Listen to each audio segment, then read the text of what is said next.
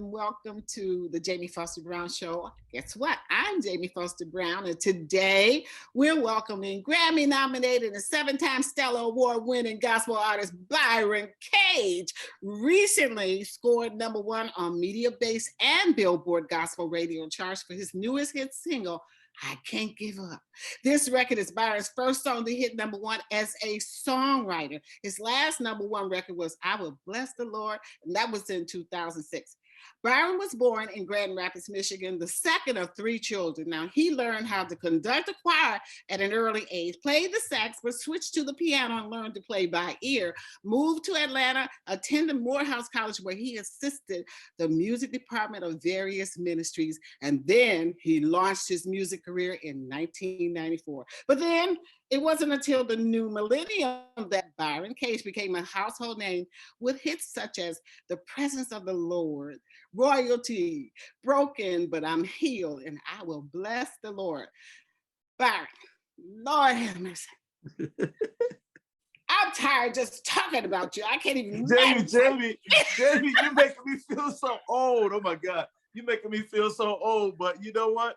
It comes with the territory. What do you it mean? really comes with the territory. So royal is what you're supposed to be saying, because that's what you are, baby. When God bless you, put his hands on you, whispers in your ear. And Isn't that the truth? Yeah. Isn't that the truth? God gives us all these gifts. Jamie, you've been putting it down for years and years and years, putting in positive, giving us information that we need to know about our community, about our people. And I'm just grateful that musically, you know, the Lord obviously has allowed me to have a certain platform where I can speak my music and I can sing my music, and prayerfully it helps people, it inspires them, it encourages them, you know, with songs like Broken But I'm Healed, of course. That thing's got like 15, 16 million views on YouTube, and all over the world, people are being blessed by the message of Jesus Christ and his ability to be able to encourage them during really tough times. So I'm so honored, man, to sit here and talk to you, because, I mean, you are a GOAT. You are the greatest of all time with what you have been doing for all of these decades, you know? And people look at us because we're older, that maybe some way, somehow, you know, our time is done. No, you are still relevant. We're cuter. We're older and cuter. Everybody doesn't. Everybody doesn't age cute, honey. Okay. Did you say older? Did you say older and cuter? But cuter, yes. No, I'm older. I'm older, Jamie. You're cuter. I'm older. You still look good. Although you changed your look a little bit, though. I don't know if I would have recognized you on the street. But that's all right. I recognize you now. I recognize you in my neck of the woods over there, in Landover, Maryland, that area. That's where my family lives. That's where I got you. I live actually at the National Harbor, so I'm in Oxon Hill, Maryland. So excuse me. Oh shoot. I don't think I'm worthy to be in the same room on the same Zoom with you. You are more than worthy than I am. Stop it. All right, let's get this. You recently scored #1 on Media-Based and Billboard. Now your last #1 record was I Will Bless the Lord. That was in 2006. Now you're on the gospel radio charts for your newest hit single, I Can't Give Up. Yes. This record is your first song to hit #1 as a songwriter. What happened here? You elevated. Why is this project different? Tell me now. Well, let me tell you what I really believe. I believe that the music that God gave me, the songs that I have written in the past few years, I'm going to be honest with you. You know, as we get older, at times, a lot of times people look at us as being you're a legend, you're an icon, which a lot of times is a way for people to say you are older and we respect you and get out of the way. And you know what happened? Fresh stuff come in here. Okay, all right. But what really happened for me in particular, when I came out, of course, with my last full project in 2012, which Great and Mighty Is Our God was on. There was some great music on there. But, you know, I was already in my 50s, and I'm looking at all the new praise and worship leaders and the new gospel artists coming up. And I was respecting them, and I'm listening to them, and I'm encouraged. But I always felt like God still had more for me to get out. Mm-hmm. And I wrote a song 4 years ago called Isolation. Mm-hmm. And I did put it out as a single. The 2 singles that I put out was Like No Other, which went up to #2 on Billboard. and then I did Good to Me. And then, the Lord allowed me to sign, are you ready for this? With the label that I initially signed with, called Air Gospel, and in 1995, I signed with Air Gospel. And then I had all of the success with Gospel Centric Records, RCA, all the other stuff. And then I re-signed with Air Gospel again in 2019. So you're talking about, I'm now on my 10th CD on the label that I started with. Yes. And guess what God gave me? God gave me a song I wrote called Isolation. Oh. He gave it to me. It came out at the end of September in 2019. And listen to these lyrics. The Lord gave me these lyrics. Isolated. You gonna sing them? Oh, I can sing them, but I want you to hear the significance of what the lyrics are. It came out in the end of September of 2019. And the lyrics are this: isolated by myself, trusting you, Lord, you're my help. You're ever present when I'm overwhelmed, because in quiet times you give me peace, and I've got joy because you lifted me. The second verse said, alone, but I'm not lonely, because your spirit comforts me. In times of trouble, you'll sustain me, because in times of trouble, you lifted me. And guess what? You give revelation and clarity. Then the third verse said, lend your ear, Lord, when I cry. When I grow weary, please draw nigh. You're the God of comfort, the God of my times. In quiet times, you give me peace, and in your presence there is release. But listen to this, Jamie. Then the chorus line says, he's preparing me for what I need, and he's protecting me from what I can't see. I wrote that song, and it came out in September of 2019. It's called Isolation. 5 months later, let's fast forward, 2020. We are in isolation. God gave me that song, Isolation, before I even recognized that this song was for this particular time. Isn't that and amazing? That's cool. Absolutely, because God is a God who understands that when we go through a week, we are going to need a message to help us to endure the suffering and the pain. And everybody suffered from the pandemic. Everybody suffered from the pandemic. You had over 20 million people that lost their jobs. 520,000 people lost their lives to COVID-19. We need a message of hope. And I just thank God that he gave me a song like I Can't Give Up. I wrote I Can't Give Up 3 years ago. I can't give in. I won't turn back. I'm built to win. God was giving me songs that was going to allow our people to know that no matter what we are going through, God is going to ultimately give us the victory and help us win in very, very difficult times, because these have been very difficult times. Well, you are the Prince of Praise. I mean, you made your mark on gospel music with the hit, The Presence of the Lord is Here. This is for people who don't have that. I often think about, for those of us who don't have that, what you all have inside. I'm always envious that, God comes to you all and give you this beautiful music and the messaging. And I'm like, well, why didn't I get that? How does he choose you all, especially in the music, in the gospel area, in the gospel music, the voices, the writing, the creativity is different from the secular music. You understand what I'm saying? It's not, but yet it's not regarded as high. I've seen it as, because you guys have to fight for your place. You know what I mean? They don't really, like the Grammys and stuff like that, they don't really push you all like they, like I think that you should, because we need you and your messaging more than all this other BS that we're getting. Yeah. Everything's on BS, but you know what I'm saying? We really. No, I absolutely get what you're saying. But let me tell you something that I know about God. God always puts things in the earth that, I may not be looking to win Grammys or to sell scores of tours, but if I am in God's will, that if any music that I can put out that's going to bless people, it's going to help heal them in a place, it's going to help, build them up in their faith. I just want to be that vessel that God uses. I don't care about making trillions of dollars, although it would be nice, but my priority is to make sure that the gift that God has given me, that I can put it back in the earth in some way, somehow, like you said it earlier. These songs can be a tremendous blessing, and you all can receive it. And that gives me joy, because the joy of the Lord is my strength. And he's going to give me, he's going to bless me because of my faithfulness. And I'm not looking to do this to try to be this wonderful figure. I'm looking at this to be obedient, to help God's people and anybody that hears this music to be encouraged and be inspired. That's what my priority is. All right. Okay. So you just made me think of something else.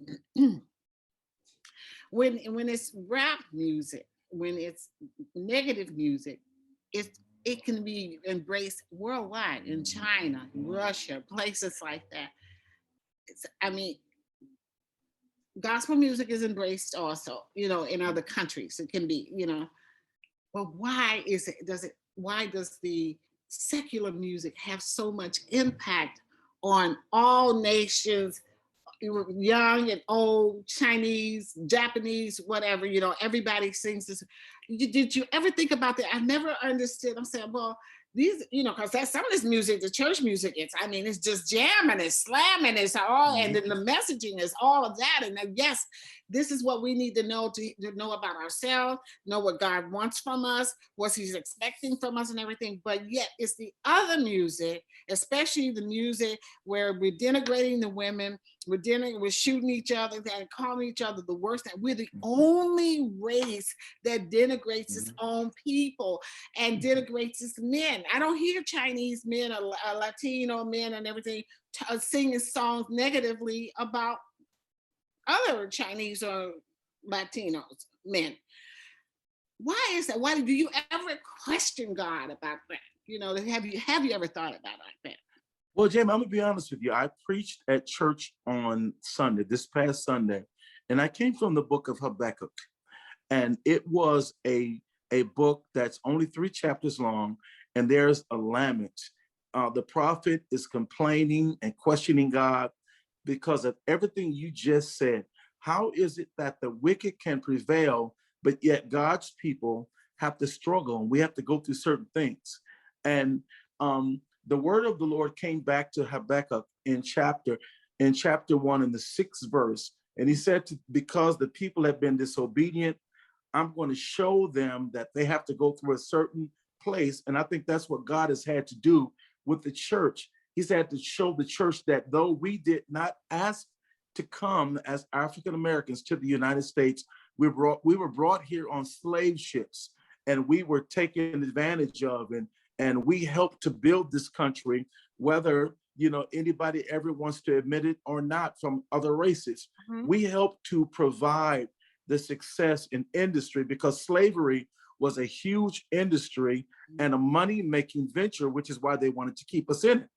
Just like in the children of Israel, when they were in Egypt and they were in slavery, it was the same thing. But let me say one thing about God. I think he allows us to go through certain things to strengthen us and to make sure that we as a people understand our history of where we've come from, but also understand the future of where we're going to, which is why Barack Obama was such an incredible blessing for us to see the hope that we can build in a certain place as people of color, and God blessed us. And then I look at the Vice President Kamala Harris. She really is the next person in line. I'm not speaking that something's going to happen negatively to President Joe Biden, but if anything happens, she is the president. She will be the first African-American woman president that would be in a place of leadership. And I think that it is God ordained, because we have been dogged and treated poorly for so many years. And you look at the police brutality and the things that happened with Derek Chauvin and all of the things that and I talked about this in my sermon on Sunday, he sold murder in George Floyd's neck for 9 minutes and 29 seconds, but he reaped a conviction for 3 murder convictions for what he did, to killing that man. And I just believe that we are coming to a place of reckoning. We're coming to a place where we are able to see with our own eyes justice being served. Are we done yet? No, because as I'm looking at the young man, Anthony, in North Carolina, And we just keep seeing over and over again, we are being murdered. We are being killed. And the church has to be able to step up and speak out against it. Go ahead and have church. I was going to ask you more about church, because I have to tell you, I'm in Harlem. I don't see a pastor out here. Nobody's in the streets. Nobody is saying, come in. You know what I was so afraid of? I said, oh, please, God. I sent a letter out to some pastors that I could reach in Sharpton, and I said, listen, can the churches open up, have some refreshments if this man gets off, Derek Chauvin, if he gets off, because then we will take to the streets, and we can't tear up white neighborhoods. Once again, we'll tear up our own neighborhoods. So I need healing. I need for our people to heal. I want you all to have someone there to open the doors so that they have some place to go. And so we can teach them, and we can vent how we feel about it, whatever. The pastors, the churches, the doors are closed here. We don't see them, and they may have a Zoom prayer, a Zoom sermon, but they're not in the streets. Even out in front of my house, it's the drug dealers, it's the music going all the time, it's loud, the only presence is the police presence. And these are huge churches up here. You see what I'm saying? So I'm not really, the other thing is that there were pastors that led our freedom, Martin Luther King, and they were pastors and ministers and that walked but we don't have that happening with our pastors today. I don't know what's happening. I'm very disappointed, because there's we don't see anybody but Sharpton. What's going on? Tell me why is this happening? Well, I think that Black people are numb. People of color are numb. We have been going through this for so long, and we watched Dr. Martin Luther King be assassinated. And when he was assassinated, I was only 5 years old. And I didn't understand the significance until I got older and continued to see racism at a terrible level, police brutality at a certain level. Your phone went out. Oh, there you go. I'm sorry. Police brutality at a certain level. So many negative things that kept going on over and over and over again, to where I believe African Americans are numb. Mm-hmm. We've seen the murders. When I looked at Ma'Khia Bryant, and though she was involved in a very violent fight, and she was the one that called the police to her house, they shot her when she was wielding a knife to stab another girl. And for the police to only get to the point that they needed to take lethal force and shoot her and kill her, as opposed to maybe doing a stun gun, or when the other young man was murdered by the police. And I mean, we're tired, we're numb. The church is tired. The people are tired. And until we get to a place where we really make legislative change for policing and how police officers are trained, and what the narrative needs to be to really reform the mindset of police officers against the threat that they feel Black people are imminent and are violent, and we can just take them out. And the first thing that you think is to kill us is what their grandfathers and their great-grandfathers did when we were on plantations. They're the Ku Klux Klan, and now they're legal. That's the way I look at that. There, there's nobody telling them just because you see a Black person, it doesn't mean that they are this or that they are that. You understand what I mean? There's nothing being taught to them about the different races, ethnic groups that you come in contact with. None of that is going. And but I think, see, this is where I think the church and state, they always try to keep it separate. I don't think you can keep church and state separate any longer. You gotta, we don't have any place, anything that's teaching us how to protect ourselves, how to bundle, how we can help one another, how we can, to prepare ourselves, and how we can move forward. There's no teaching. There's no teaching at all. So this is one of the things that bothers me so much. One of the reasons why I have this platform, because I want to offer out ideas and movements that we can embrace, and I don't care where it is, that we have to learn how to love each other too. So that's why that music, even though I was part of that music, because that's what it was, because I programmed Video Soul. I had Sister to Sister. I was, but I told God, I said, I love all his children. I can't turn my back even on the rapper who's saying the worst thing. I need to know, I need to get closer to them. I don't need to get away from them. And I think that the church did not get closer to them, but they were the ones that had the voices at the time. They had the flock following them. So, and there's something that it's not too late. I think that we can start talking and bring those, one or two of them into the church, let them talk about what their life is or why they felt this way, whatever. Embrace them, because they have the youth. They have their minds. I'm just saying, what do I know? But with me, I got closer to those kids, even though the music, the words that they were saying would just literally stab me in my heart. I was still loving on them. I was still going to their parents' house. If their mother was in the hospital, I would still go visit the mom. I would go to the graduation. I would embrace them. The only way we can talk to them is when they're there with us and you embrace them. I didn't fuss at them. You see what I'm saying? I would say, now, do you know what this means? Or you see what I'm saying? But I do. No, I absolutely do. And I think that it's important that we will be relevant and allow young people to feel that we are listening to them. But there's still this same level that I think young people need to understand. You don't know everything. And because we have lived longer and we've witnessed situations, we have stories, we have testimonies that could potentially help them. My problem is if they feel like we have nothing to offer or to contribute to their mindset when you have social media network, which has raised them. Social media did not raise you and I. We didn't have computers. We didn't have cell phones. We didn't have iPads. We didn't have iPad minis. We didn't have any of that. As a matter of fact, when we came home from school, we had to do our homework, do our chores, eat dinner. Then our parents made us go outside and play.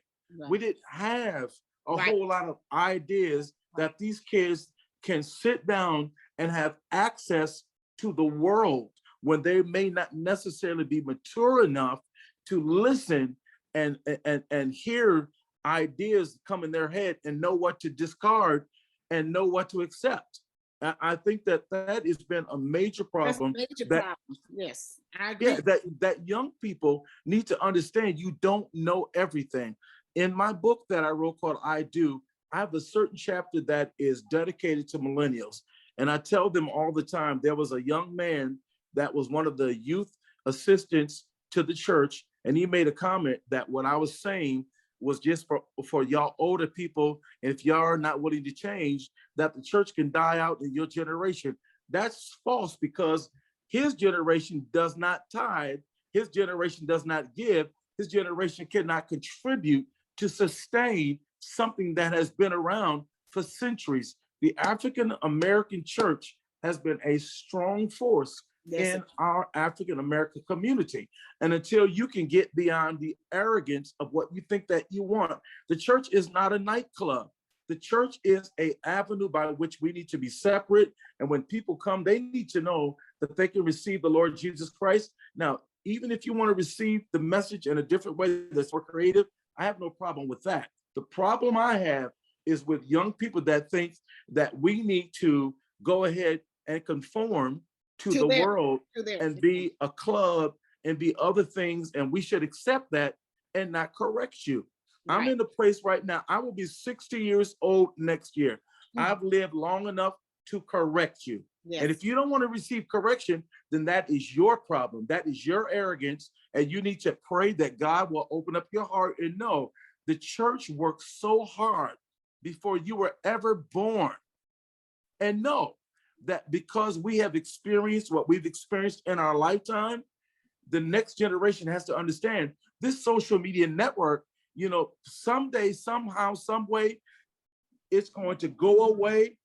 But what is going to be in your heart? Yes. Listen, they have something called the social dilemma. And these children see so many people, they can't find their place in the world. They Right. can, because they see others making so much money, and the girls dancing like strippers, and Yep. the guys driving cars, and they're like, what can I do? I don't have anything. I have no value. You Yep. got suicide. And these are really questions. I'm in love with my people. I'm in love with Black people. That's just it. And so I'm just trying to figure out a way. How can I say, how can I get us to start thinking differently? Like, we are going down a rabbit hole. This is not good. Where we are now, how our children, I'm talking about our children to come. I don't even think that they have a sense of what's right and wrong.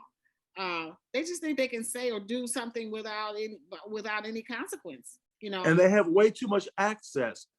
They have too much access too soon in life.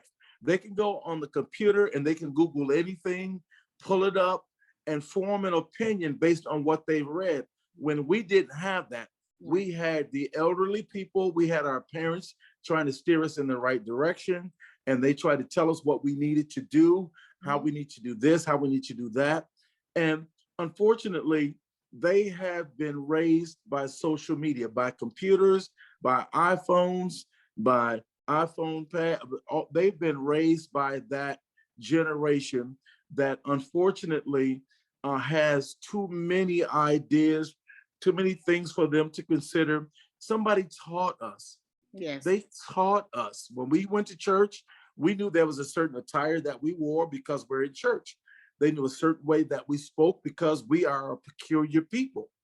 They knew that we operated a certain way because we were Christians. But now I'm not with this new mindset that says, do what you want to do. It's your thing. Do what you want to do. Yeah, but I can't tell you who to sock it to. No, we didn't grow up in that generation. Okay, but you have a new hit single called "I Can't Give Up." This was the first song to hit #1 as a songwriter. So we got to listen to what are you saying in this song? You're the Prince of Praise. You made your mark on gospel music with the hit "The Presence of the Lord Is Here." So this was a contemporary worship song, right? How's the audience receiving this? Did you just want to cut off that last deep conversation? It was too deep for us. It was too deep. No, it's not too deep. But you said you got to move on. No, you got to move on. I get it. You got to move on. No, what you said is exactly what I feel. But how do you grab them and push them back? Have we lost them? Where do we go from here? Let's have the conversation. I don't think we've lost them. I think we need to get to a point where we can have a courageous conversation with young people and say, you might potentially be going in the wrong direction until you come to the place of understanding what the message and the gospel of Jesus Christ is. And that's the sacrifice that Jesus Christ gave when he gave his life. And we talk about that, and we understand how he loves us, and he wants us all to come into a place where we can accept him. He can come into our hearts, and he can come into our life. But then there's a certain level of holiness that we have to know. And holiness is just us. It's a being different. It's about being, in another place to where we just don't accept everything, and we just don't do everything because of who we've been called to be. Now, I wrote the song, I Can't Give Up, because I was just like, God, the lyrics, I can't give in, I won't turn back, I'm built to win. Then the lyric says, though trials often come, there's still a race for me to run, which just means I can't give up. I won't give up. I can't give in. I got to the part that says, never will I worry or complain. Never, I'm not going to lose, but I'm going to gain. Never will I throw in the towel. Never, because you promised you make a way for me somehow. Never am I going to quit, but I'm going to keep on because he's keeping me. In COVID-19, we have over 520,000 people that have lost their lives. And in COVID-19 and the pandemic, God gave me that song. It says, he's keeping me alive for a reason. He's keeping me alive for a purpose. We are on this earth right now. When we have seen I've buried two of my choir members, my best friend in the world, my videographer, my cousin. I've buried so many people, but here as a Black man at 58, God still kept me here. He has me here for a reason. And that's what that song is. That song hopefully will give you hope and give you a place that says, man, I'm not going to give up. I'm not going to give in. I am in this situation and I'm built to win. God built me to win. And that's what this song is about. It's great. It's great. So I hear you the one who brought praise and worship to us in the African American church, right? Weren't you the one who did that? You know, God used me to be one of the ones, you know, because, you know, I came out with a praise and worship album in 1994 called Dwell Among Us when, you know, the industry wasn't doing praise and worship yet. And then my second album came out, was called Transparent in Your Presence. Both albums were praise and worship albums. And then I had 7 years before I did another record, but I did Shabbat, a song called Shabbat, where I talked about, I taught the Hebrew words of praise and all that kind of good stuff. And it was a huge hit. And then I wrote the song on the next record called Yet Praise Him, which is another praise and worship song. And this was at a traditional Baptist fellowship, Bishop Paul S. Morton. And praise and worship did is it allowed the Baptists to look and say, wow, man, praise and worship might be where it's at. And so by the time I did Shabbat Yet Praise Him, Full Gospel Baptist Fellowship had all kind of praise teams all over their churches. Even if they didn't have choirs, they had praise and worship leaders. And then Vicky McLatead, who was the first African-American. Yes. Yeah, she was the first African-American woman to own a gospel label. She brought Kirk Franklin. I remember I put Kirk on. Absolutely. She brought Kirk Franklin. She signed me. And, you know, we went 2 years and I was signed. And, you know, she signed Kirk Carr. Kirk Carr wrote a song for me called The Presence of the Lord is Here. And the rest has been history. The rest has been history, you know, and it's the Lord's doing. It's the Lord's doing. I think it brought praise and worship to the forefront. And people started saying, wow, I love this. And, you know, you look at all of the artists today, from the Todd Delaney's to the Travis Greens to the Tasha Cobbs to all of them. They can have all these wonderful songs and these wonderful albums out, but they can't do their records without saying there was somebody that came before them when it was not yet popular. Well, you have the Isolation project, which is in Walmart right now, right? It took 7 years for you to do that. And the debut single is Oh How Good It Is. Yeah. How does that go? Let me hear it. It feels really wonderful because to know that I'm getting older and I still can be relevant and have music to put into the earth, into the industry that could be received. And Oh How Good It Is, of course, I was grateful for how it rose on the charts, and it allowed people to say, Byron hasn't been out with a new album out in 7 years. I did 2 singles, one called Like No Other, which actually got up to #2 on the Billboard charts, and the song I did called Good to Me. And then when I came out with the current CD, which is called Isolation, to see what God did with it, man, I'm just blown away. I'm blown away because, you know, we want to please the Lord and we want to put music in the earth that's going to make a difference. And I think that's what Isolation did. It was a relevant CD that really put some music in the earth that I feel will bless God's people. It will encourage them. It will allow them to go through trials and tribulations, knowing that God is still in control of everything. How do you manage your you know, it's hard being a professional singer. It's hard being a pastor. How do you manage that? I mean, you got what is your bestseller book is I Do, the Marriage Between the Pastor and the Minister of Music. That's on Amazon. Is that right? It's everywhere. It's on Amazon. Yes, it's everywhere. It's so humbling. It's humbling because when I wrote the book and I retired at the end of 2018, after 30 years of being ministry of music full time, I wrote it and I knew I had an album coming out at the same time that I was going to release in the same week in September of 2019. And then the pandemic happened and shut down all my plans. It shut down all of my plans. All of the tour that I set up was canceled. I only worked 3 times in 2020. I worked 1 concert in March, I did the Gospel Fest for McDonald's in September for one day, and I did a church in Detroit. Other than that, I lost thousands of dollars in revenue. Mm-hmm. But one thing that I trust with God, that he does everything well, even if I don't understand it, even if I'm going through and I'm trying to figure it out in my head. One thing that I always learned, that even if I could not trace him, I trusted him. Mm-hmm. With you also, people, the pastors also, they lost a lot of money because people weren't going to church, right? Nobody, Mhm, the faith wasn't going around. So mhm. how were you receiving money, or were you guys receiving money from the people just dropped money off, or they were cash apping it, or Zelle? No, what I really thank God for is, and this is a true story.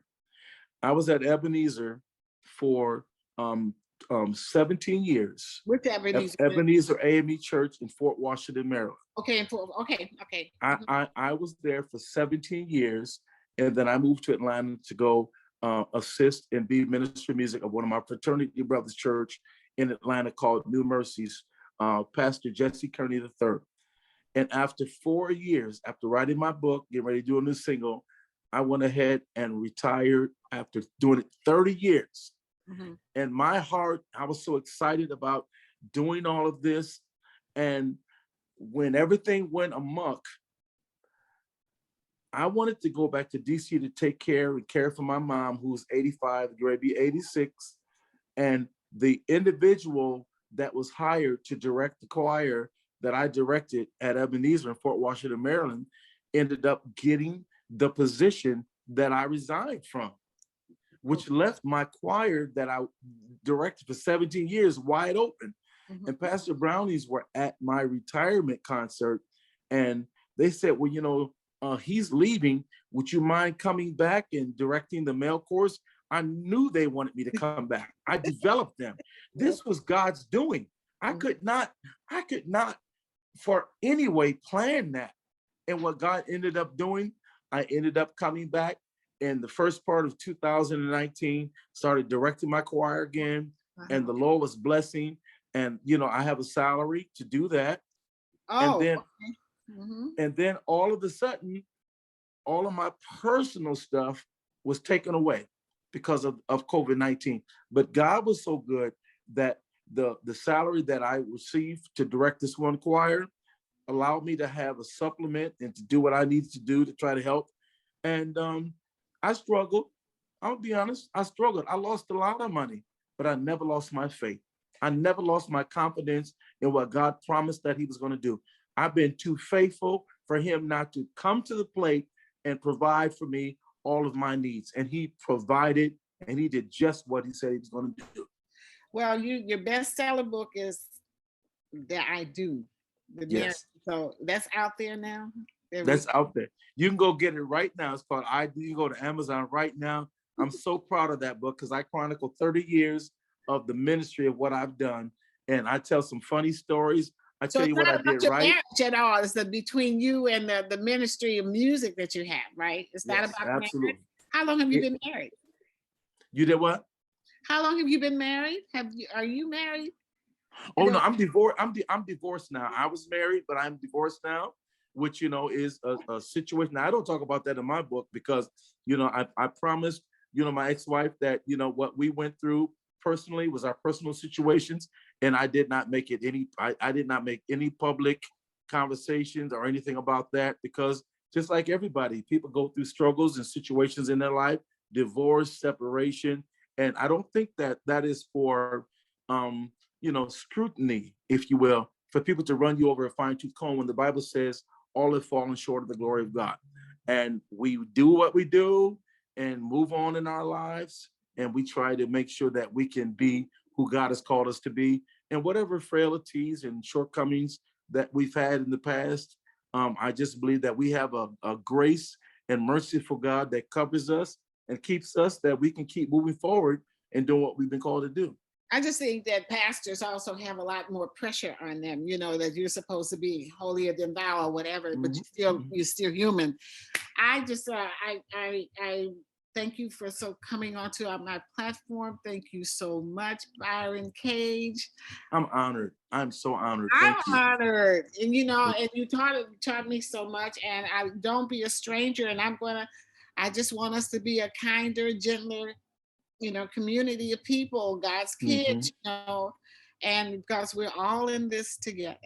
God bless. Yes, Thank you. we are. And thank you for your platform. Thank you for what you do to bring information that we might be able to know what's going on. And whether you're R&B or country, Western, gospel, tabloid people, no matter what you are, thank you for your platform to help us to express so people can hopefully get insight and be able to make an informed opinion based on accurate information. Yeah. So I appreciate you. I'm in love with God's kids. So yes, and that's you. Me too. That's everything. As flawed as we are, I still love us. Okay. Yes. Absolutely. Thank you so much, Byron Cage. Thank you so much. Don't be a stranger. You can call me. You get my number. Okay. Yes, I will definitely. Thank you so much. All right. Take care.